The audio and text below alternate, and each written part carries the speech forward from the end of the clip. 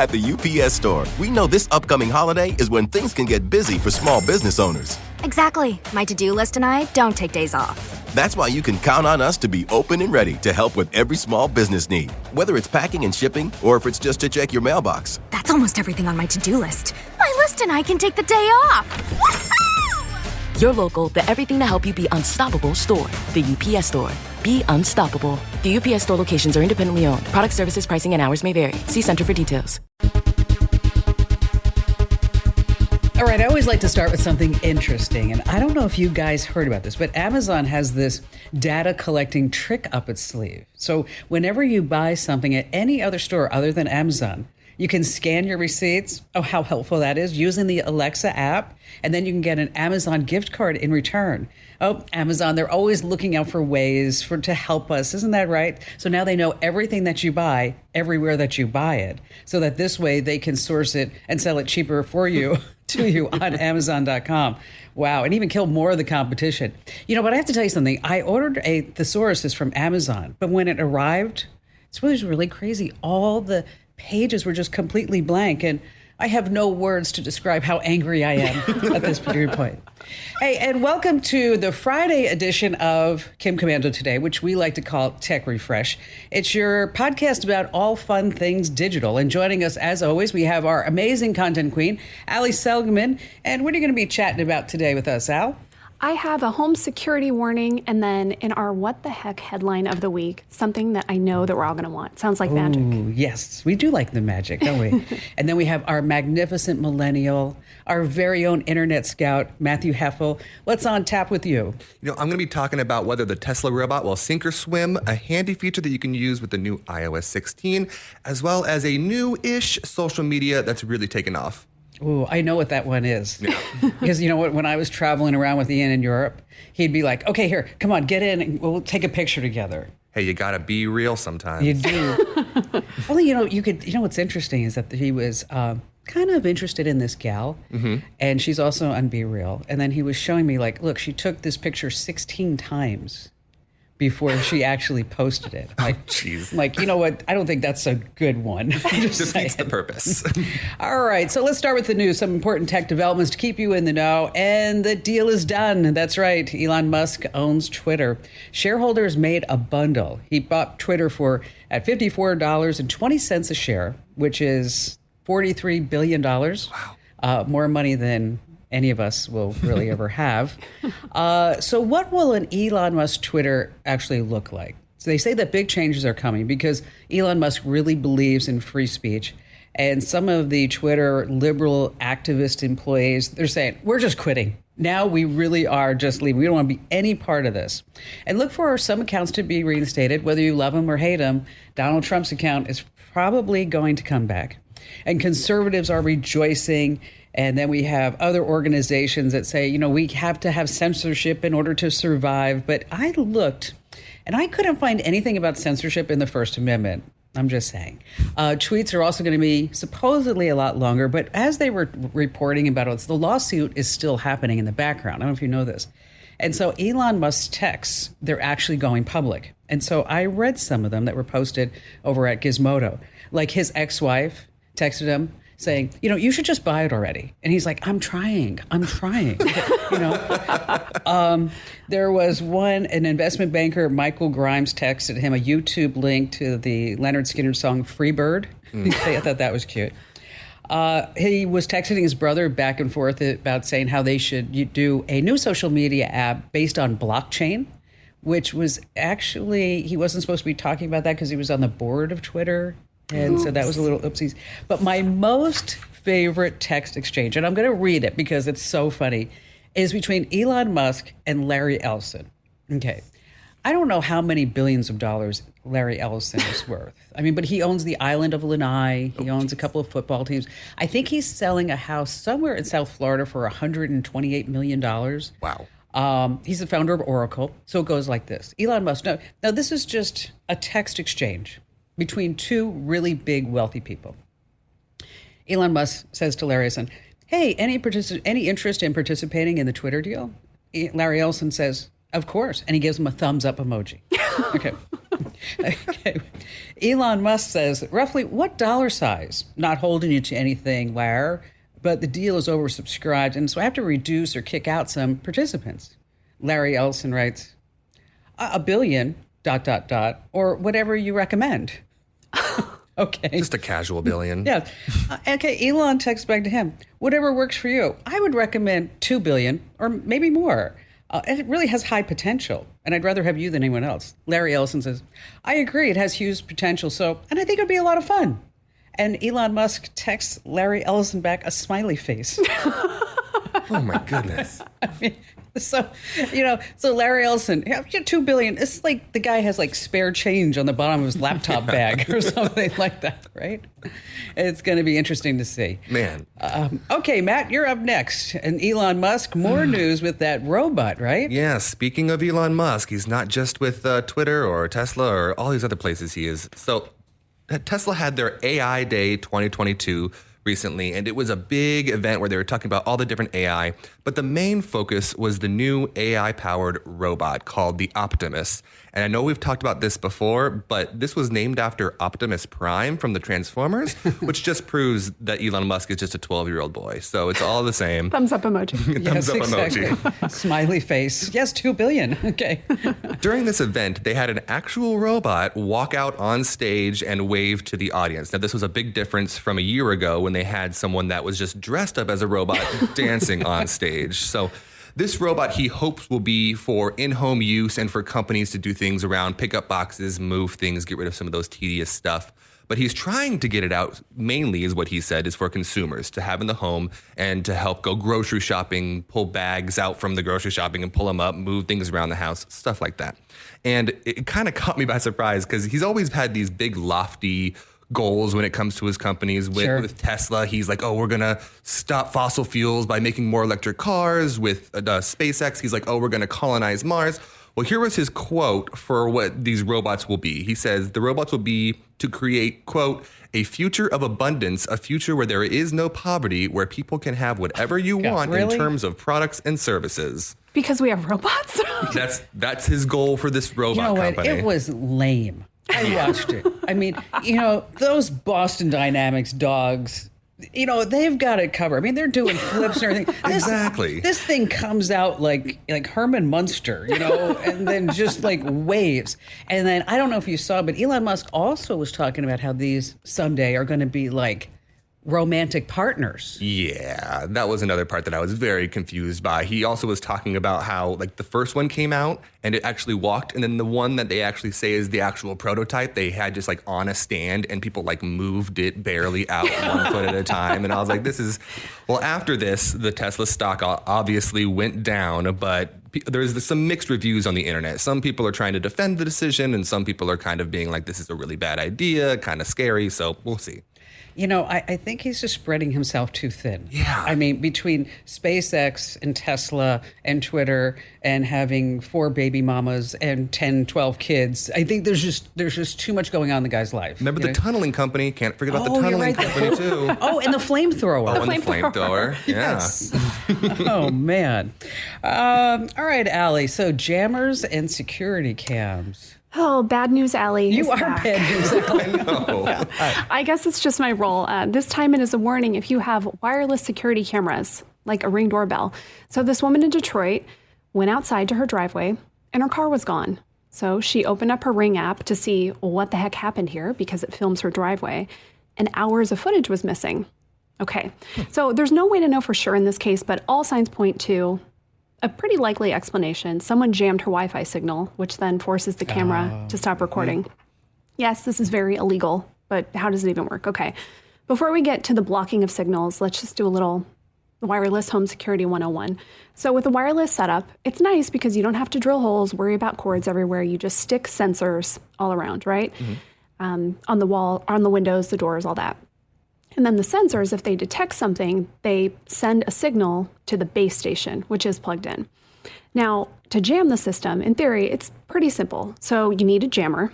They're cheap. They're starting at like $10 for some of these jammers. Wow. Yeah, they go up to a lot, but you can get them really cheap. And just $10? $10. Wow. Again, very illegal to buy these things. But once you have them and you know the frequency the security system is on, you can overload whatever that frequency is with your own signal that's stronger.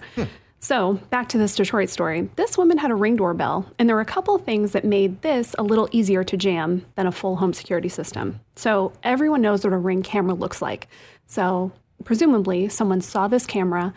It's also really easy to find the frequencies that home security systems use because they have to be public information. You can just Google it. You know what? I didn't know that. Yeah, you can just Google and easily find these numbers. So a Ring, yeah, it's really easy to see what it is, right? Because it's outside the house. And then second, it's a lot easier to do this with a standalone device like a Ring than a full home security system. There's a lot that goes into that. You know, you have all the different sensors, the base station, all that stuff. But in this case, it's just the one device that you can see from outside and get really close to.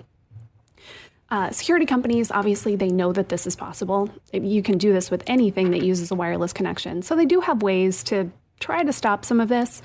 Simply Safe, who they're a sponsor of Kim's National Radio Show, not of this podcast, they have an algorithm that they created. It's proprietary, it's secret, so people can't find out how it works, that actually alerts people if there's interference with the signal. So it actually does a pretty good job at saying, this is interference from, a cell phone or some other connected device versus someone with a jammer trying to ruin your signal. So you'll get a message on from the app. That's good. Yeah.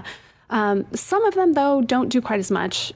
Ring, in this case, their response to it was as unhelpful as it gets. They basically said, like any Wi-Fi connected device, it can get jammed. If you're having a problem, contact Ring customer support. Thank you. Thank you very much, Ring. Thank you, Amazon Ring. That's good. Okay, so if you have a wireless security system or a Ring doorbell, what should you do? First, don't panic.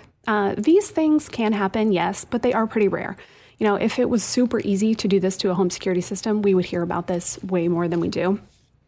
Second, though, if you do have one of these systems, it's actually good to be a little secretive about which one you have. Those big signs that say, protected by Ring, protected by whatever. And maybe not want to put one of those out there. Yeah, right? because you're basically advertising, this is the one I have, and now you can find out what frequency it's on. So it's better to have a more generic sign. It is good to have the signs. They are a deterrent because a criminal will see it and say, nope, not going there. But the generic ones are a little better for that. And we can all rest assured because the vast majority of home security or of home break-ins are, forcible entry. They kick in the door, they break a window, something like that, and they're really going to go after homes that don't have home security systems. That's all really interesting stuff. That's great. You should write that up, put that on the website too, Al. We sure will. I was out walking in Santa Barbara. This is probably about 6 weeks ago now. And I was walking with my friend Mary, and then we ran into some other neighbors. And Mary's like, this is Kim. She lives down the street. And the woman looks at me, she goes, oh, so you live at that house at the end of the street? I said, yeah. She goes, I've been meaning to talk to you. Uh-oh. And I looked at her, I'm like, what? She goes, I don't like your signs. I don't like the signs on the side yard. And I said, what signs? She's like, the ones that says, security, armed response. She's like, this is not an armed response neighborhood. Okay. Oh. And I said, well, I'm not really like the sign person in the family. I said, Barry's the sign person and he's not going to take his signs down because his sign, they work. Yeah. And I said, the best example is that we were down in the barrio on 24th Street in Phoenix and we were getting broken into all the time. And it wasn't like major stuff. It was like the cleaning closet that was outside, or maybe it was like a storage closet. But these doors opened to the parking lot, and so he went out and he bought all these signs, and he's putting them all up. I mean, signs everywhere. I mean, as I was making a joke, I said I should wear a sign that says "host," and he put one sign up, and then this whole area never got broken into again. And so the firemen come over for their inspection and they said, what's in the closet? What's in that room? And I'm like, oh, it's nothing. It's just like, papers and old audio equipment. And he put the sign up that said radioactive waste inside. That's genius. Yeah. It never got broken into ever again. Amazing. Smart. All right, coming up, we're going to tell you how you can store your old school music online, how you can work offline, how you can set up medication reminders, and we have a joke at the end. It's not my best joke. I'm just telling you right now. I'm going to set the bar low. I was in a hurry, but I think you'll laugh nonetheless, so stay right where you are. How'd you like to hear about how I saved $456 in just 5 minutes? I used an app called Rocket Money. Rocket Money is a personal finance app that finds and cancels your unwanted subscriptions, monitors your spending, and helps you lower your bills all in one place. Can you remember all the free trials and all the other random subscriptions that you've signed up for? Of course you don't, and that's what they're banking on. I love that with Rocket Money, I can see all of my subscriptions in one place. Then if I see something I don't want, I just tap to cancel, and I never have to get on the phone with customer service. Rocket Money has over 5 million users and has helped save its members an average of $720 a year, with over 500 million in canceled subscriptions. Stop wasting money on things that you just don't use. Cancel your unwanted subscriptions by going to rocketmoney.com/Kim. That's rocketmoney.com/Kim. rocketmoney.com/Kim. Hey, it's your Friday episode of Kim Commando today that we like to call Tech Refresh. And if you are not already getting our free guides, I actually got an email from a guy the other day who said, I went to commando.com and I searched for free guide and nothing popped up. Okay, well, you have to go to commando.com/free guide. And then you get your Windows or Mac guide. Although I think Jeremy said he was going to do some SEO so that if you search for free guide, you'd get there nonetheless. So make sure that you get your free guide. And this is part of the podcast where we like to share some insider secrets and tips to make you sound so smart at these dinner parties and when you go out with family members and friends. And I'm going to go first. I'm going to talk about vinyl records. Do you remember what vinyl records are? Matt, you're too young. Do you remember vinyl? What was that? I don't know what that is. It was like a big Frisbee or something like that. That's what it was. Or CDs or cassettes. Oh, cassettes. Oh, yes, cassettes.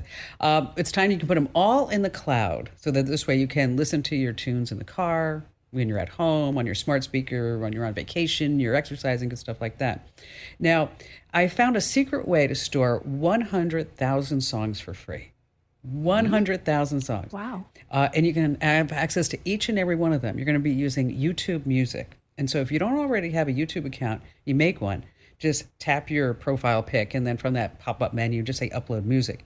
And here you can select all the tracks on your hard drive that you want stored on YouTube servers for free. For free, Wow. yes. Wow, I had no idea. Now, there's an important gotcha, though. Uploading music only works when you're using YouTube Music on your desktop or laptop. You can't use it from your phone or tablet for some reason. But after your music is uploaded, you can make playlists. You can go fancy with your own music. Then you can download the music app on your device, and then you can do it that way. But all the uploading has to be done on your desktop or laptop. Okay. But it's kind of a cool little way. So if you have some vinyl, which is big, Yeah. that you can take it with you wherever you want to go. You know, I was getting interviewed by the woman at AARP when I was on the cover. Mm-hmm. And she said, she asked me, she goes, what piece of tech do you not understand why people buy? And I said, one of those old school record players that you carry around. She said, I just don't get it. That, you're going to carry this LP like they did in like the 1960s or something. Yeah. And then you have to carry all your albums. And she went, I have one. I'm like, oh, okay, Why? We'll forget that one. We'll forget that. All right, Matt, so tell us about iOS 16. Yeah, this is a really cool feature that I just kind of learned about. It's really cool. So just to start out, 48.6% of Americans take at least one prescription drug a day. That's a huge majority of the Americans, right? Mm-hmm. And according to the National Institute of Health, only 30 to 50% of the patients actually keep up with their medications. So that means a lot of people are forgetting to take them, or they just kind of space and don't take it for a while and like, oh, I got to take it again. Right. Well, there have long been apps that you could download that will help you remember these, that are medicine reminder apps. Well, iOS now, their own builds one in the health app. It's really nice. And here's how you can use it. So once you go into the health app, at the very, very bottom, you're going to click the word browse, and then you're going to scroll down a little tiny bit and it'll say medications. Once you're in there, you can click add a medication and then just take a picture of your medication bottle, and then it will give you all the info on that. And then you can decide once a day, every time I need it, or whatever the choice is. And then it will remind you daily, once a day, either to your Apple Watch or to your phone itself, to take that medication. It will also tell you if any of the medications that you have on the list are going to counteract with each other. That's and nice. You can show this to your doctor. You can send the whole thing to your doctor or to a loved one so that they can keep up with it as well. Now, I wonder if they show medication recalls. They do. It also shows medication recalls. That's in there, handy. too. All That's right. cool. Okay, that's awesome. Yeah. Yeah, it's a really helpful feature for anybody that struggles to remember to take their medication. Or if you have like somebody in your family. Who That's what I does. was thinking too. Absolutely. Yeah, someone older. That is a really common, that's a question we get, right? You know, Yes. especially when you're taking care of someone and you're not with them. How do you help them remember all those things? So that's a good one. Help them set that up on their phone. Yeah, and there's a couple more other features you can use inside of it, but there's a lot of details. So we're going to write it up and get it over on commando.com Yeah. for you. Well, good job, Matt. All right, so Allie, you use this tip yourself, you said. I sure did. Okay, it's the worst when you think, I'm going to get a bunch of stuff done. And then you know, you're leaving the house. Maybe you have a flight or you have to go to an appointment somewhere you're going to wait a while and you think, all right, I'm going to be really productive while I'm there. Bring in my laptop. And then there's no Wi-Fi or the Wi-Fi is really bad and you can't get anything done. So my big recommendation is set up your inbox. If you use Gmail, like most of us do, right? Set up your inbox for offline use. It's actually really handy. It basically means that everything in your inbox you can access even if you don't have the internet. Everything that's already in there, you're not going to get new emails because you don't have a connection. And you can open them, you can reply to them, and then as soon as you have a connection again, all those responses will get sent out. So I use this myself because I had to go to an appointment, a place where I had to wait a while. I knew the internet was bad or I wouldn't be able to connect to it, and got a bunch of stuff done. So you have to remember to turn this on ahead of time. If you wait, it's You're not out going of to do luck, anything good. right? Yes. So you have to, you're basically going to go into your Gmail settings and then there's a tab that says offline. And then you just have to turn it on and, you know, check the box to enable offline mail. My tip, instead of, now you can just schedule or you can just make all your replies. And then as soon as you have connection again, all of them will go out. Or you can schedule those replies. So we've talked about this one before. I use it all the time. Next to the button that says send, where you're going to send an email, there's a little arrow. You can click that and you can set it for whatever time you want. So especially good to consider. Maybe you're on a plane for a long time and you're responding to like 5 emails to the same person. Well, if you don't want to get, if you don't want them to get everything, yes, yeah, you can schedule those to go out. You can also work offline in Google Drive, which I'm not going to give all the steps here, but it's really similar. So if you have a document that you're working on, you can work on it even without internet connection. And then again, as soon as you have connection again, all those changes will go to the cloud version and you'll be all up to date. Nice. We got that over on the website if you just search Google Drive offline. You know, being on an airplane without Wi-Fi, I'm sorry, it's hell. Okay. I mean, it happened to me. I was on a flight recently and the Wi-Fi died. And I went up to the pilots and I'm like, where's the Wi-Fi? Okay. Ma'am, we're trying to fly the plane. Yes, exactly. I'm like, we need the Wi-Fi. And then I sat back, I thought, you know, how many years did we take flights without Wi-Fi? Right. And so it's like, With like a magazine or yes. a book. What was that? Gross. What's up with that? Hey, listen, if you like these quick tips that we just passed along, make sure that you get our daily podcast called the Daily Tech Update. Just search for Commando with a K, and then you want to go ahead and follow or subscribe to the Daily Tech Update. All right, coming up, we have the invisibility cloak. Ooh, what's that? Also, what the internet is talking about. We have a pretty mediocre joke at the end. You don't want to miss that. So stay right where you are.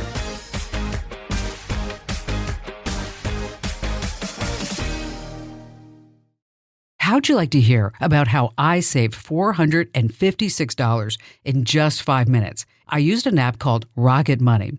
Rocket Money is a personal finance app that finds and cancels your unwanted subscriptions, monitors your spending, and helps you lower your bills all in one place. Can you remember all the free trials and all the other random subscriptions that you've signed up for?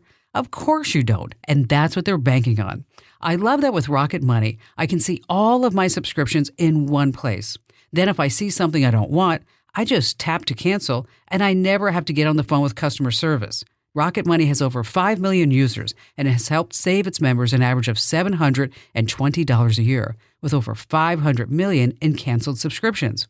Stop wasting money on things that you just don't use. Cancel your unwanted subscriptions by going to rocketmoney.com/Kim. That's rocketmoney.com/Kim. rocketmoney.com/Kim.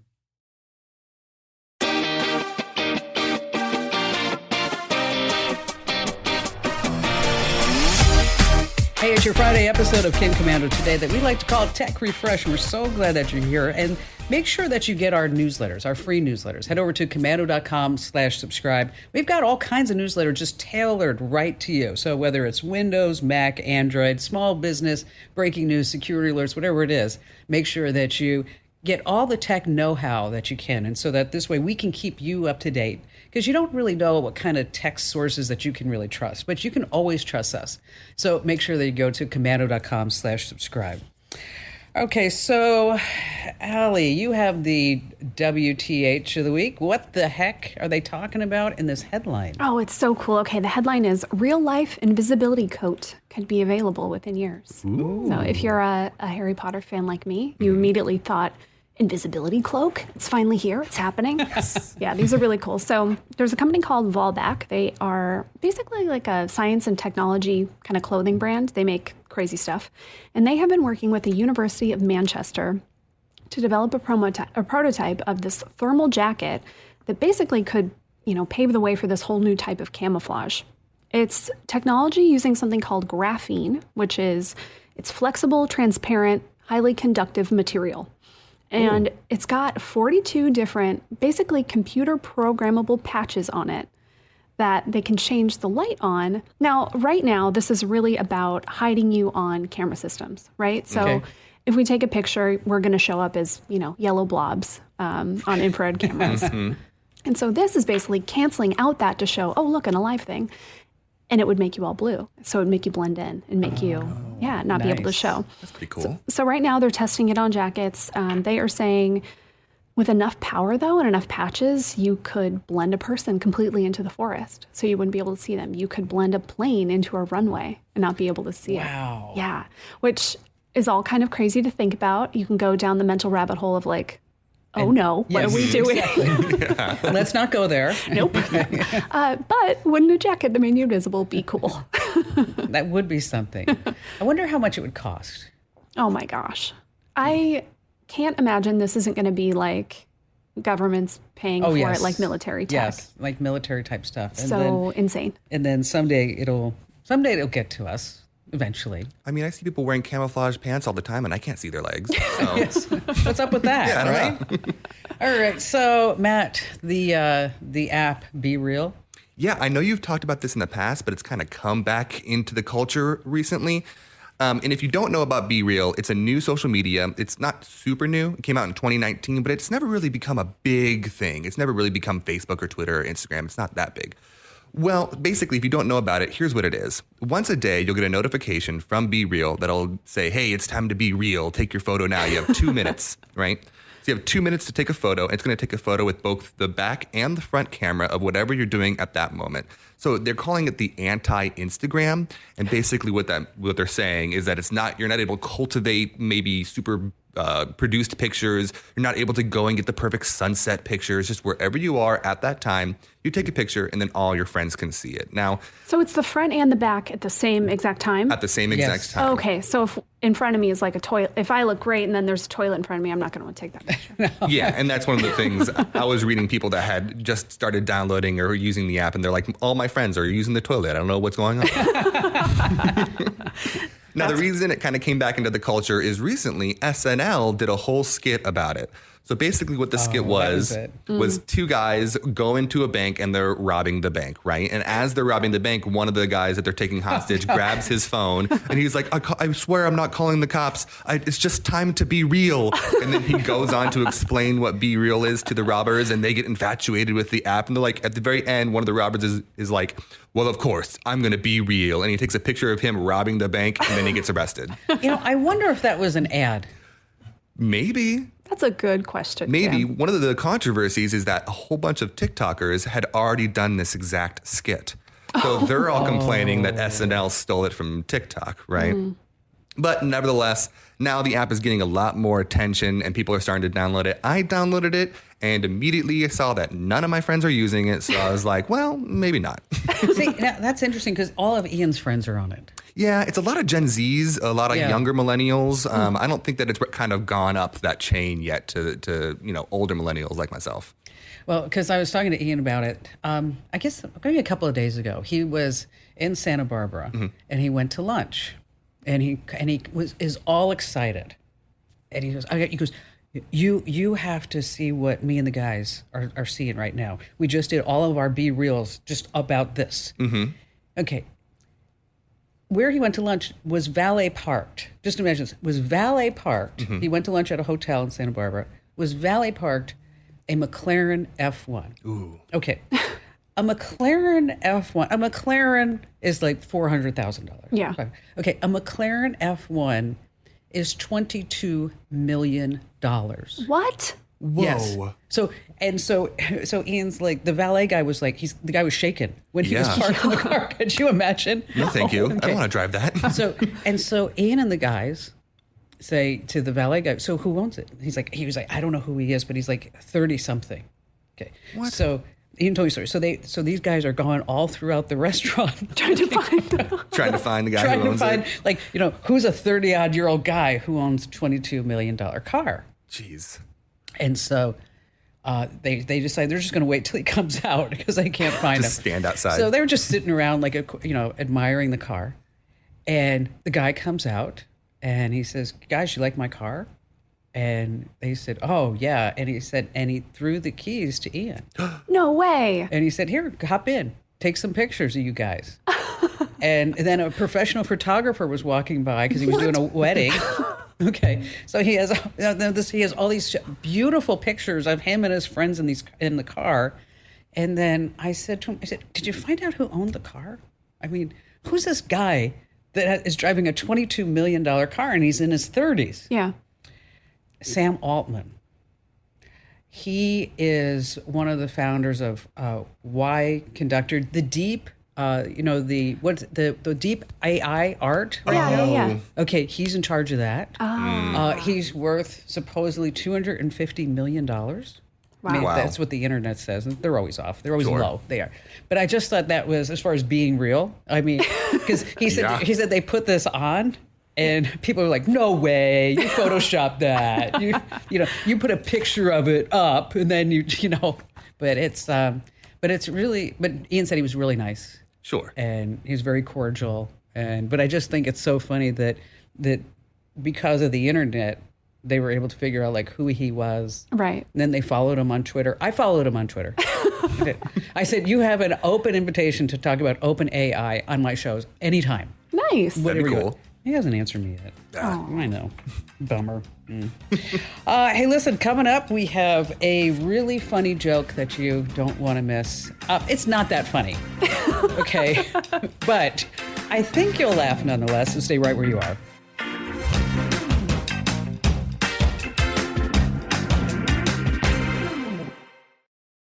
How'd you like to hear about how I saved $456 in just 5 minutes? I used an app called Rocket Money. Rocket Money is a personal finance app that finds and cancels your unwanted subscriptions, monitors your spending, and helps you lower your bills all in one place. Can you remember all the free trials and all the other random subscriptions that you've signed up for? Of course you don't, and that's what they're banking on. I love that with Rocket Money, I can see all of my subscriptions in one place. Then if I see something I don't want, I just tap to cancel, and I never have to get on the phone with customer service. Rocket Money has over 5 million users and has helped save its members an average of $720 a year, with over 500 million in canceled subscriptions. Stop wasting money on things that you just don't use. Cancel your unwanted subscriptions by going to rocketmoney.com/Kim. That's rocketmoney.com/Kim. rocketmoney.com/Kim.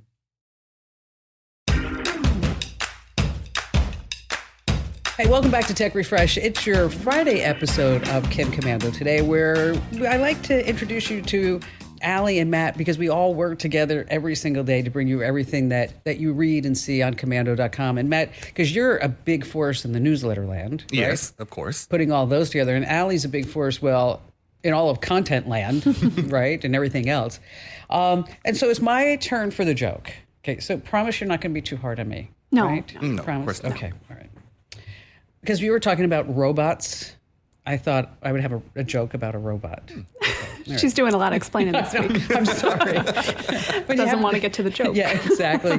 All right, I just have to get over with. Okay. A man was making a robot out of whatever he could find. So he found an old toaster, and that was the head.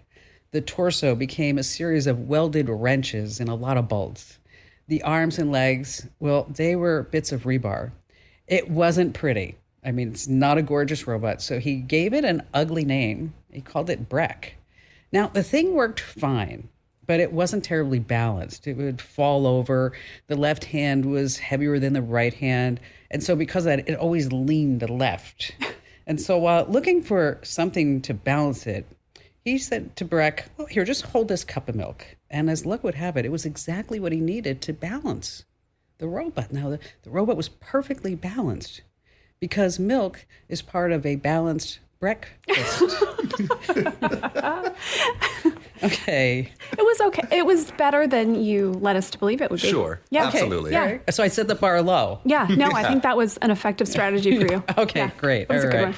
one. Okay, so this is like where we end with our to-do lists. And Matt, you go first. If you take any medications and you find yourself forgetting and you have the new iPhone or you even have iOS 16, set up these medication reminders. They could honestly save your life. That's true. And Allie? I'm going to say Gmail offline mode. It's worth checking that box. You have to do it once in the settings. And then anytime you're out and about without any Wi-Fi and you've got your computer with you, want to get some stuff done, you can answer emails, read your emails, clean out your emails, which we all need to do. Exactly. So, You know what? yeah. Always clean out your emails. Oh my gosh. It's like, I just do it at the end of every year. I just do Control-A, delete it all. Just like, oh, I got a clean inbox. Look at that. If they need me, they'll email again. Exactly. Yep. My to-do list is to start thinking about all your records that you have laying around and some ways that you can actually be listening to them and just like, instead of just dusting them off on the shelf. And just a quick reminder too, be sure that you follow us on social. Twitter.com/Kim Commando. I'm at Kim Commando everywhere. Instagram, Facebook, Pinterest, LinkedIn, you name it. And also, we love to hear your comments. And if you have a better joke than mine, we are welcome to hear that. We will give you full credit over at podcasts@commando.com. So just send us an email to podcasts@commando.com.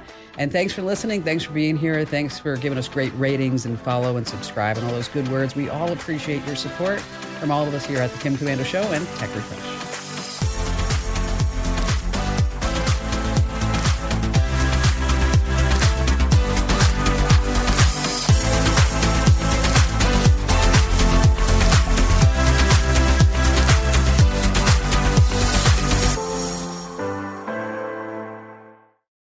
When Cynthia came to TurboTax, she had just launched her new side gig, a true crime podcast.